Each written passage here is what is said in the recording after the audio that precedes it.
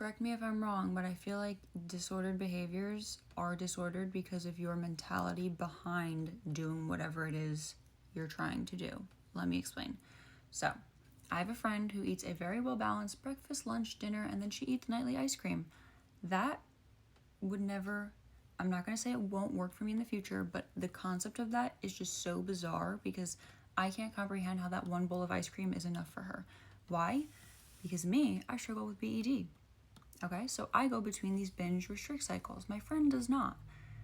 Why that one bowl of ice cream is not enough for me is because I have cut it off for the entire week because I know that I will overeat it. Okay? Weekend rolls around, I overeat it anyway.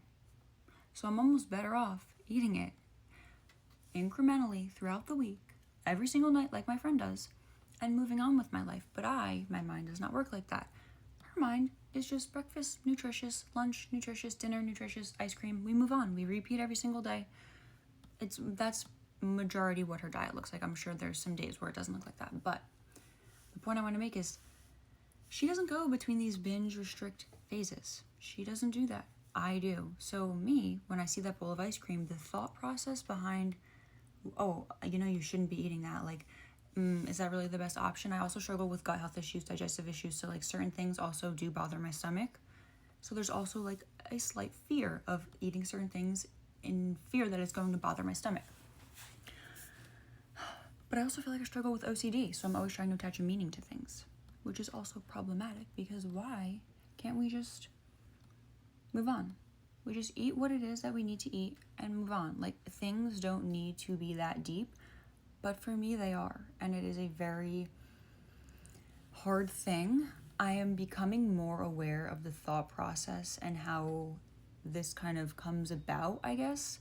So I can actively try to work against it and maybe try and, if I find that I'm going in a certain direction with thoughts that I know will not benefit me, take a step back and like pause before we get there. But yeah, I feel like the main difference between me and my friend is the mentality behind certain behaviors. She doesn't think or overthink about her breakfast, lunch, dinner, snack. She just does. And I feel like maybe for a large portion of my life I did that until there was a point when something happened and then I just became like I couldn't do that. There was just too much thinking involved, and that is kind of, I think, what is causing me to go down this rabbit hole and fall down this path.